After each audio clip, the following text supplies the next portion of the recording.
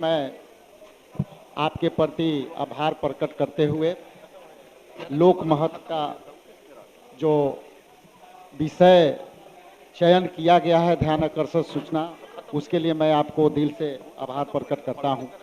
अध्यक्ष महोदय, बिहार राज्य ग्राम रक्षा दल स्वयंसेवक बिहार के ग्राम पंचायतों के सुरक्षा में अहम भूमिका निभाते हैं।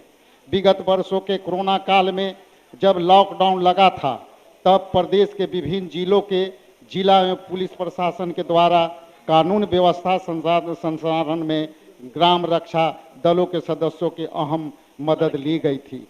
यदा कदा पूजा पाठ, पर्व त्योहारों के अवसरों पर भी इनकी सेवा ली जाती है।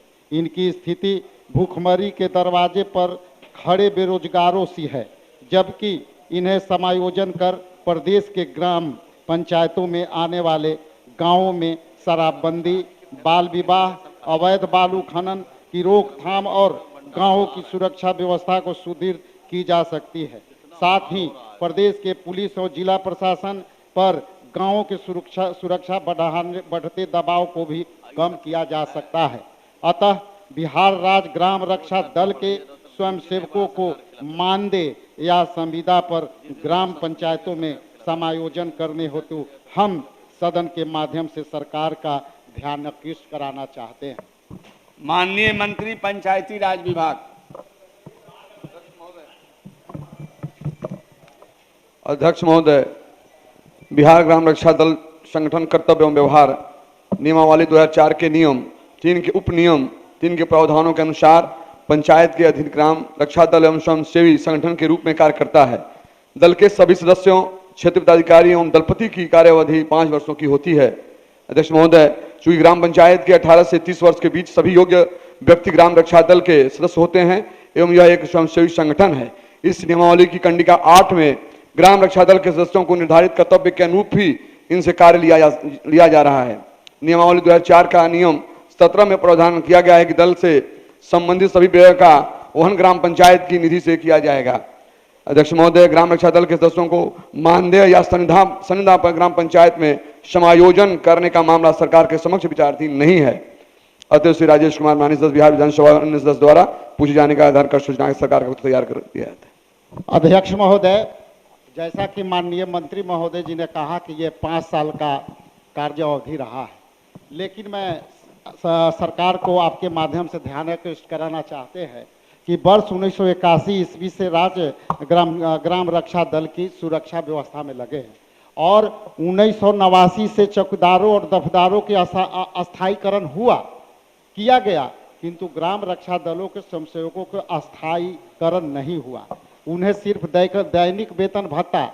आश्चर्यजनक है अध्यक्ष महोदय कि 2 रुपया से इनकी जो है ग्राम रक्षा दल को जो है अपने कार्य में लगाई थी सरकार, और 2 रुपया से इनके प्रतिदिन के बढ़ा करके 12 रुपया प्रति माह दिन की है। लेकिन जैसा कि मंत्री महोदय जी कहना चाहते हैं, मैं आपके माध्यम से ध्यान आकृष्ट कराना चाहता हूं कि इसी के समतुल्य 2015 में जब 5 साल के कार्यकाल था सर, तो 2015 में पटना जिला प्रशासन द्वारा जिलादेश पत्रांक 4863 दिनांक 15/11/2015 के द्वारा लोक आस्था के महापर्व में इनसे दंडा अधिकारी के साथ इनकी सेवा ली गई थी।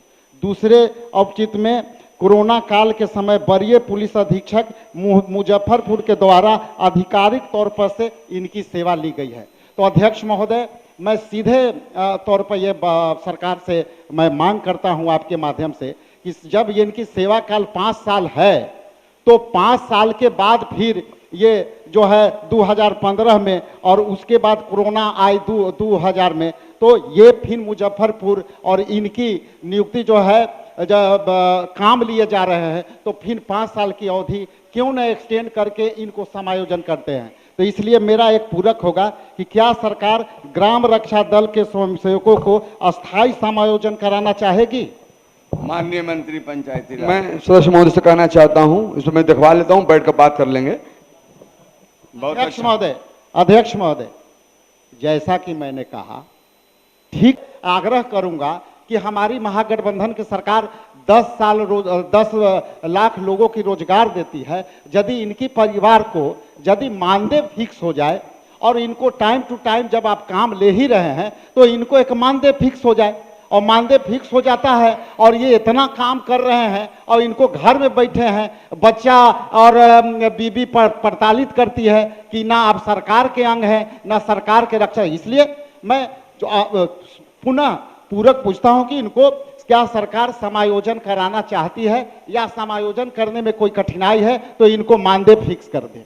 माननीय मंत्री, मैंने अभी कहा है, इसको बैठ कर हम बात कर लेते हैं, दिखवा लेते हैं, तो हम समय दें अध्यक्ष महोदय। माननीय सदस्य।